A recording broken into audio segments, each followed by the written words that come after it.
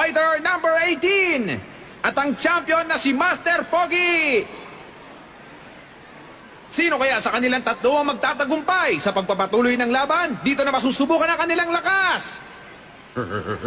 Ang kailangan ko lang gawin, tapusin ang labang ito habang nagmumukha silang kagilagilalas. Bilig na naman sa akin ang mga tagahanga ko. Yun na nga! Una, tatalunin ko Dimaskar ang banditong yung gamit na makaagaw pansin ko mga teknik. Ya! Ya!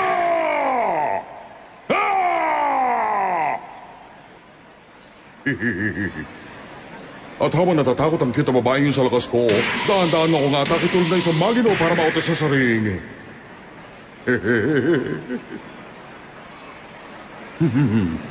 Pagkatapos, lahat ng mga manonood pati kita babae, mamamangasi sa husay ko.